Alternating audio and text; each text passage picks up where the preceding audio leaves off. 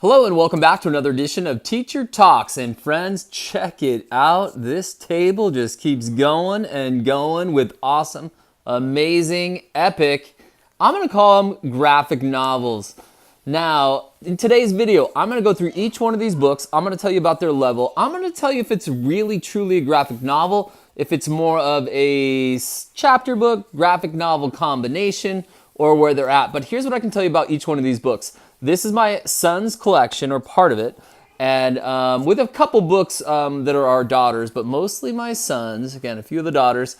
But these books are very, very engaging books. In fact, a couple of them I even consider to be game changers. And they turned my son from a reluctant reader into a student who absolutely loves to read. I'll talk about those books. I'll hit some of those ups. Also, some of these books are my son's and he doesn't really love them. But other kids in my second grade class absolutely love them. So I'll show you those too. I'll show you which ones kind of the boys really enjoy a little bit more, which ones the girls are enjoying a little bit more, which one's a little more gender neutral. I'll tell you about the levels that they're at, and I'll tell you the guided reading level. Like we look at Dogman right here, is that a P? And I'll let you know if I really consider that to be a level P, like end of third grade, or if it reads a little bit easier, or for some of the books, maybe they read a little bit harder than that. I'll also give you some tips and tricks about maybe some books that even though your student might be able to read them, maybe you don't want them to because of some of the graphics like Amulet. We'll talk about that one. And maybe because of some of the language they're using like Diaries of a Wimpy Kid. And you might be surprised on my opinion of those. It's not a definite no, but it is sort of a yes with caution. So let's dive right in. And by the way, I'm making this video especially for another channel. There is a mother-daughter combination called 100 Summers, and I stumbled across their channel. I can't even remember how I found their channel, but they made a Dogman costume and a PD costume, and they show you in the videos how they did it, and they actually wore those costumes, I believe, to go meet the genius himself, Dave Pilkey. How cool is that? So, and you'll find out that Dave Pilkey, in my opinion, is a game-changing author. So, I don't want to talk too much. I do want to dive in, but I do want to thank the 100 Summers, the mother-daughter combination for this request. And we were kind of talking graphic novels and what are the big hits in second grade. And I was explaining that, when I was a kid, we didn't have these kind of fun books in there. And the mom of 100 Summers was agreeing with me that if we had these kind of really fun, engaging books, I can tell you, I personally would have read a whole lot more than I am right now. So with no further ado, let's dive right in. So I've kind of leveled these a little bit in general. Over here, we're doing a little bit more of first grade, excuse me.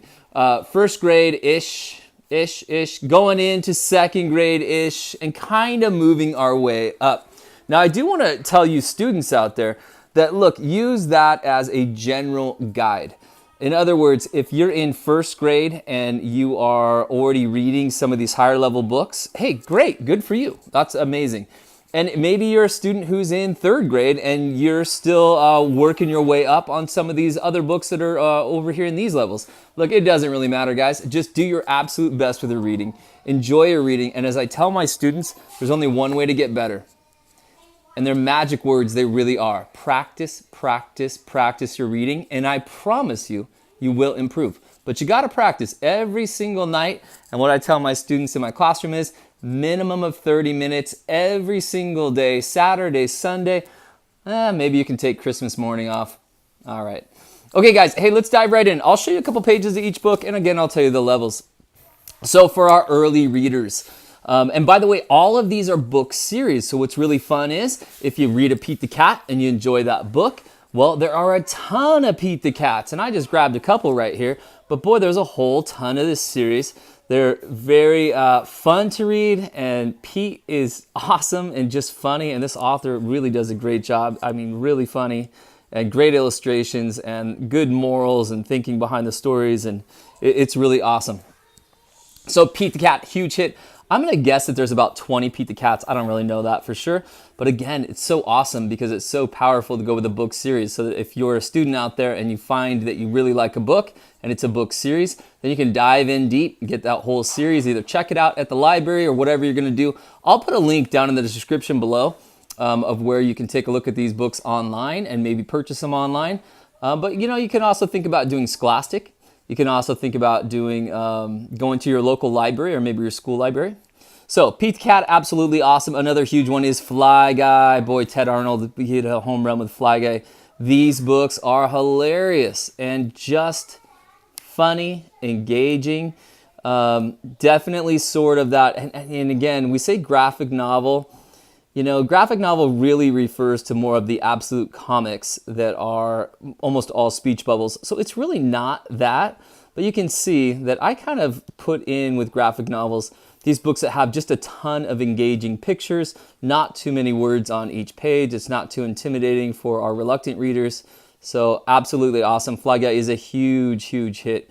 And by the way, both of these two guys here, Scholastic has those and has them at really good prices. Again, I'll put a link in the description, but I would refer to Scholastic on those ones. All right, this is my first book that I'm going to call a game changer, and this is Ricky Ricotta's Mighty Robot. It shows it up as a level L on the GRL. It actually reads a little bit easier than a level L, meaning a level L would be middle of second grade. I'm going to call it more of like an end of first, beginning of second grade book series, but this is a game changer. It truly is. This book comes in paperback, black and white, and then it also comes in these hard books, the hardcovers in colored pictures. It's a huge difference to the kids. If you have the funds, if you're going to buy these books, get them in the color. Beautiful, beautiful pages, illustrations, and the hard book cover. And especially if it's a reluctant reader, boys and girls, but especially the boys, absolutely fall in love with this book series. There's about 9 of them in this book series, so pretty cool on that aspect as well. So if they fall in love with this book, you can have them get all 9 of them. The other thing about this book is a lot of these books are books that these students would have read over and over and over again, and Ricky Ricotta's Mighty Robot is certainly one of them. My son has read this book, I'm going to call it 20 times, and maybe it's even more than that. I don't know for sure. But this is the book that changed him, and literally changed him from a reluctant reader, I don't really want to read, to someone who is begging me and to read more before he can go to bed and do all these kinds of things, and just walking around the house with these kind of books, walking around the school with these kind of books. So very, very cool. And that is also a reflection of what I see in the classroom. I have turned more students on to reading with this book series right here by the genius himself, Dave Pilkey, and Dan Santat as well. But the story by Dave Pilkey, and this one is a grand slam. Dave Pilkey gets a lot of credit for some of the other books we're going to talk about, like Dogman and Captain Underpants. I'm going to say Ricky Ricotta's Robot is the game changer. So reluctant readers, first grade level-ish, and working their way towards second grade level-ish, that is a huge, huge one. Hey, here's one I found not that long ago, and this is Press Start. This is awesome, fun, engaging. It's definitely a step up from Ricky Ricotta's Mighty Robot, but you can see here lots of graphics, and it's kind of that mix between chapter book style and graphic novel style, but funny, engaging, and the setting kind of takes place inside a video game, hence Press Start. An awesome series. I believe there's 6 books in that series, something around there. So again, it's really a fun book. And of course, you readers out there, once you fall in love with one of them, then you can go buy a few of the books. So let's see here. Those are books. Oh, there you go, 1 and 3. But there's definitely a handful. And then here's a couple of the big hits with the ladies in my classroom. And my daughter, I bought her these books because she loves it when I read these books to her. So this is Diaries. Again, very fun, very readable. Comes in at an M on the GRL, the guided reading level, which puts this book at the end of second grade. Really reads a little bit easier than that, in my opinion. So very cool, very fun, engaging book series. And I believe there's 8 books in that series or somewhere around that ballpark. And Baby Mouse, this is a cool one. Again, my daughter loves this book. She's not quite reading this level. In fact, she's not really anywhere near it, but she absolutely loves it when I read these to her. So very, very cool book. And for the second graders in my classroom, again, seems to be a bigger hit with the ladies on these two, but the girls really, really enjoy those books. And Baby Mouse, I'm not really sure on that. I'm going to call it 10 books in the series, somewhere in that ballpark. I don't really know absolutely for sure. And let's move over to Bad Kitty. Bad Kitty's a huge, huge hit, huge, huge hit. And very fun, very engaging. The silly, goofy cat gets in all kinds of mischief. And again, it's sort of that blend between graphic novel and chapter book. But a huge hit, and I think there's again somewhere around 8 or 10 books of the Bad Kitties, something in that ballpark. Actually, maybe a few more than that. So very cool books up there. And for you guys out there, the 100 Summers, hey, these might be some books that you guys want to think about. But let's keep on going here. So Hilo is an awesome book. I kind of stumbled upon this one like a year and a half ago, something like that. And my son absolutely fell in love with Hilo. Funny, engaging. Now this is really more of a graphic novel, at least in my opinion. You can see it's basically almost all speech bubbles, and not that really changes anything, but just to give us a reference of what I would personally consider to be more of a graphic novel, this would be it here. So it's a pretty fast read if you're a student, or if you are a student at this level, or if your student is at this level or close to it. And it comes in at an M, and it's pretty close to an M. It might read a little bit easier than that, in my opinion, maybe a little bit more towards the first half of second grade, where M is actually putting it at the end of second grade. So I'm going to call that one a little bit easier than M book, but somewhere in that ballpark.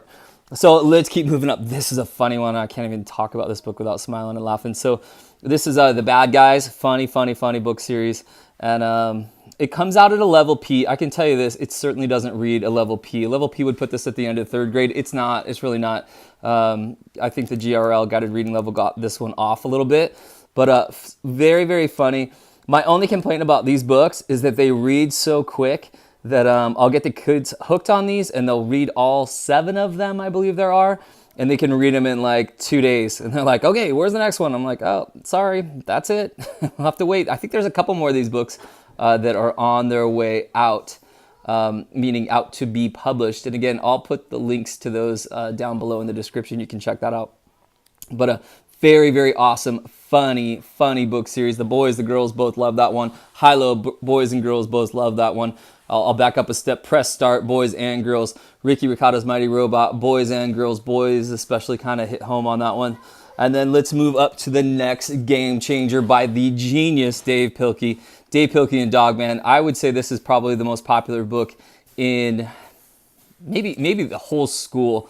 Oh, maybe not. I'm not really sure about some of the upper grades. But Dogman is huge hit. The kids absolutely love these books. And just a huge hit. So again, this is back to the more of the traditional graphic novels, and lots of speech bubbles, lots of pictures. It's just funny, absolute funny. Is your kid going to learn a whole lot from these kind of books? Probably not. There's actually some pretty good moral type stories in here, but it's really just to engage them and get them to fall in love with reading. And Dave Pilkey does it again. I mean, it's absolutely remarkable. If I wasn't a teacher and I was just a dad and I came across these books, and maybe even Ricky Ricotta's Mighty Robot too, I might think, I don't know, I'm not sure about that. And even Captain Underpants, which is a huge hit by, again, Dave Pilkey. I might think, all right, this is the principal. These kids have got the principal in his underwear and he thinks he's a crime fighter. I mean, that just seems ridiculous, right? Well, I'll tell you what, it's funny, and the kids, as an adult, I think it's kind of funny, like pretty funny, but the kids just cannot get enough of it. So let me back up a step. Dogman level P, it reads easier than that. So it reads more like a beginning of second grade, like let's call it an L level book, something around there. And it does have some words in here that are a little bit higher level, which I believe is the reason it's pushed up to P, but there's not that many of them. You can see there's just not that many words on a page either. So what I do a lot of the times, if I have a student, and even my own child, if they're not quite ready for this book, I'll read it with them and really help them a lot on those words. And sometimes I even read it a second time with them, and again, help out with some of those struggling words. Maybe even make 20 flashcards or so on some of those struggling words. Have them practice those flashcards, and then the next thing you know, they can read this book over and over again on their own. And this is another one of those books, like the Ricky Ricotta's Mighty Robot, that if the students who fall in love with Dogman, they read it over and over again. My personal philosophy is, if they're reading it so many times they've absolutely memorized it and they can read it with their eyes closed, meaning they're not reading, they've memorized it, okay, fine, got it, it's time to move on. But I used to think that 3 times was the right amount of times to read a book. I no longer think that. In fact, I think I was dead wrong on that one. If a student absolutely loves this book and they want to reread it 10, 15 times, go for it. And again, there is a point in there where it hits a a certain amount of times where we need them to move on and pick that next book.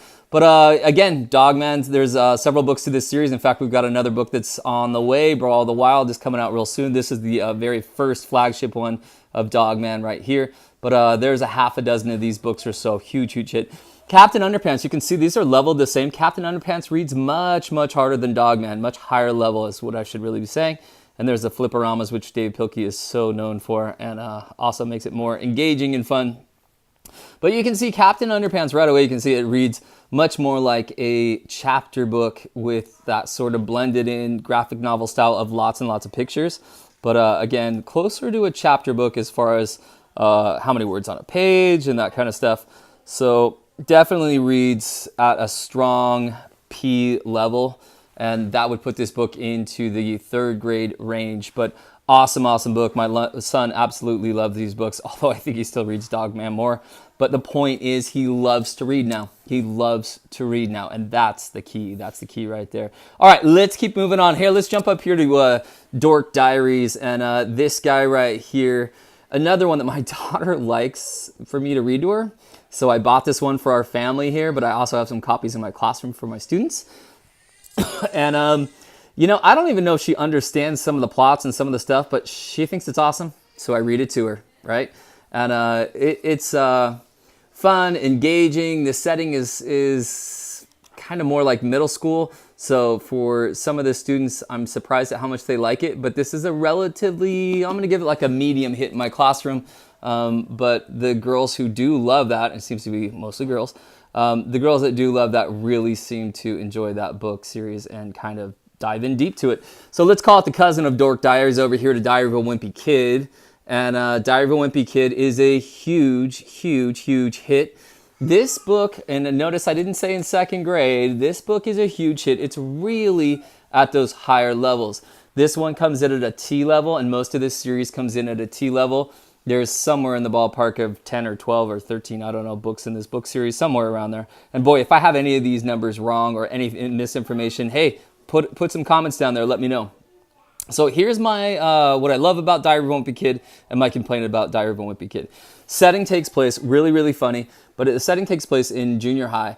And the author, Jeff Kinney, who is absolutely awesome, by the way, he uses some words, though, that are really tough for 2nd, 3rd, 4th graders, like dork, stupid, I think it says idiot in there. So some words that I'm like, oh, man, that's, you know, that's pretty challenging to have in a 2nd grade classroom. Now, are my students probably hearing those words out on the playground? Yeah, probably. Are they hearing them from their older siblings? Yeah, probably.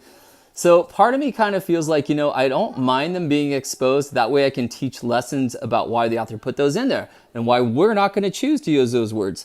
I even had a committee of students who at recess would white out some of the poor choice words and write their own good choice words in. So if it said stupid in there, they'd white it out and they'd write silly instead. And I'm like, hey, that is genius. Good for you.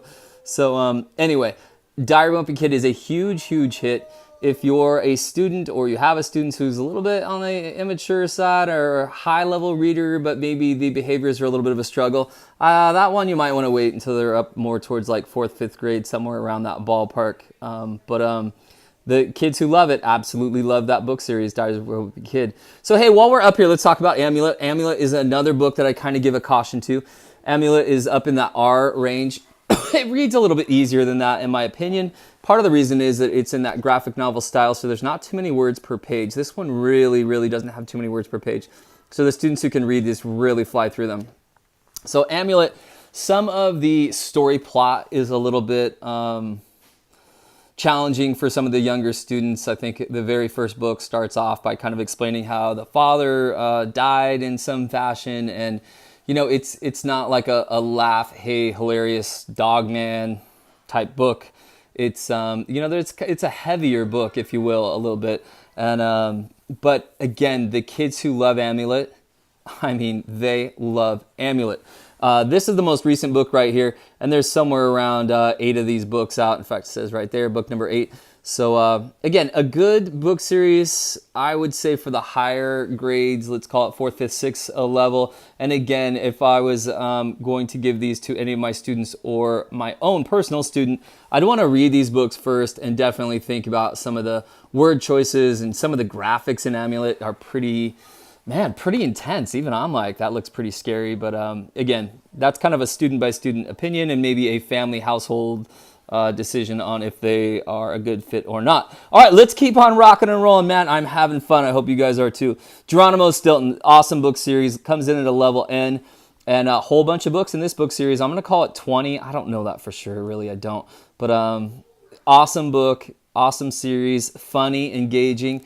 Geronimo Stilton seems to be, in my classroom, it's a love it or hate it book series. The kids who love it, absolutely love it. And I have some kids that I think are going to like it. They try it out and they're like, it's not for me, which is totally okay. But sometimes I kind of get puzzled as a teacher, like, why don't you like it? Oh, I thought you'd like that one.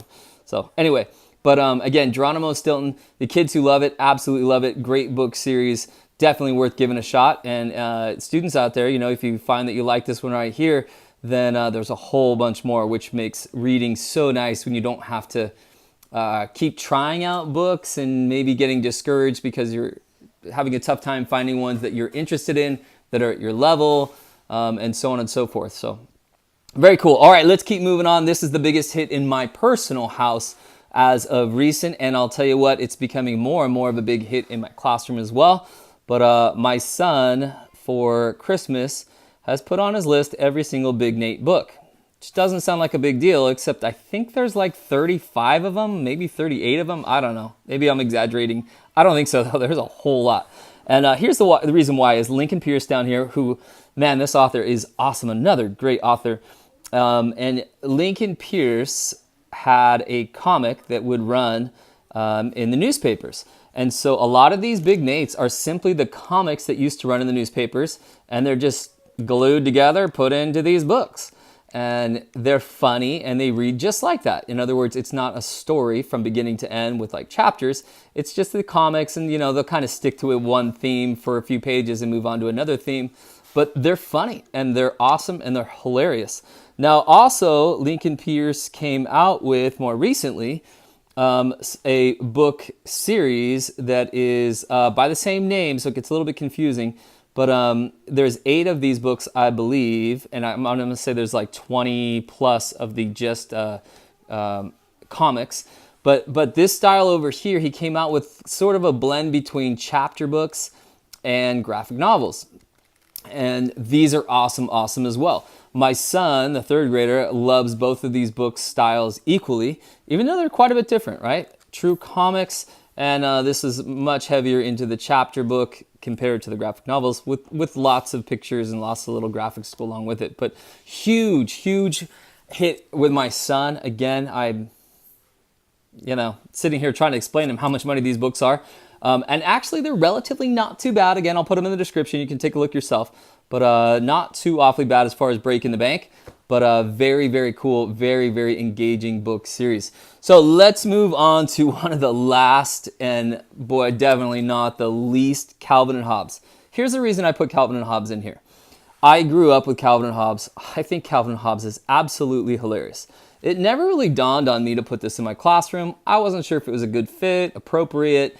Are the jokes at levels of 8 and 9-year-olds? Well, so I actually tried it out one of my book clubs a few years ago, and it was such a huge hit that I went out and out of my personal money bought a whole bunch of these books. The next year, I even, with my student teacher money, bought more of these books, and they're an absolute huge hit. So Calvin and Hobbes, I'll put a link in the description below. There's a whole bunch of individual books, and there's also like the whole Chronicles series, which I actually bought for my own personal family for Christmas. So hopefully the kids aren't listening, but it's every single one of the Calvin and Hobbes. So it might be easier to just buy the individual books like this and, spend 10 to 15 books, but $10 to $15 on each one. But the actual Chronicle book set is pretty awesome too. And Calvin and Hobbes, I'd almost say are sort of the leaders, if you will, as far as going down this route. I don't know if I'm really right on that. I mean, a lot of these guys had comics, right? Lincoln Pierce had his comics, and So a lot of obviously comic strips out there, but it seems to me like Bill Watterson, he sort of led the way, and he led the way in some pretty awesome, amazing, unselfish ways. So Calvin and Hobbes is I'm almost going to call it like an underground comic. And even though it's boomingly popular, especially with my age group, he never let it really get commercialized. And if you think about that for a minute, think of some of the other big comics like Garfield, right? See Garfield everywhere. Garfield cartoons and Garfield characters, and you can go buy a stuffed animal Garfield. And I don't know. I think it's kind of cool that Calvin and Hobbes, that Bill Watterson was saying, no, I don't want to do all that. I want it to be more of a pure comic strip, and I don't want it to be changed or altered or manipulated by outside influences that might try to talk him into, you know, what this book might look like if it was going to be put into a series of television shows, and or what these characters might look like if they were turned into stuffed animals or stuffies or whatever you're going to do. And I just think that adds an extra element of awesomeness to it. And then on top of that, it's absolutely the most amazing comics I've personally ever read. They're just absolutely hilarious. They're absolutely engaging, and they're addicting. I read Calvin and Hobbes, and the next thing I know, I've been reading them for a couple hours. And I'm looking at the clock going, man, I got to get to bed. And you just read one more page and then one more page. And the next thing you know, another hour's passed. So Calvin and Hobbes is huge. Now, some of the jokes in here are a little bit above some of the kids' ages. Yeah, that's true. That's true. But I'm surprised at how many of the jokes hit home with kids. And, you know, again, we're talking about 7, 8, 9-year-olds. And, but it's just funny. It's really, really a funny book series. Hey guys, I hope you enjoyed this. And again, a shout out to 100 Summers and that awesome channel they have going on. So type that one in up there. Try out 100 Summers. See what those girls have going on. Maybe you can make your own Dogman costume with them. Maybe your own PD costume and run around this holiday break and have some fun with Dogman and PD. And again, how cool that they got to meet the genius Dave Pilkey. Very, very cool. All right, guys. Hey, listen, if you like these videos, it sure helps me out a lot if you give me a thumbs up. Of course, I love it if you subscribe. And don't forget, if you do subscribe, you can see all those playlists, and you can see how I've kind of organized some of these books to try to help you out, although I'm still working on that part of it. And then if you hit the bell up there, you'll know every time I put out a new video, it'll send you a little notification saying, hey, Teacher Talks put out a new video. Guys, I really hope you appreciate this video. I know it's a long one, huh? What do we got here? 27, almost 28 minutes. I appreciate you guys. I hope you appreciate this video. We'll see you next time.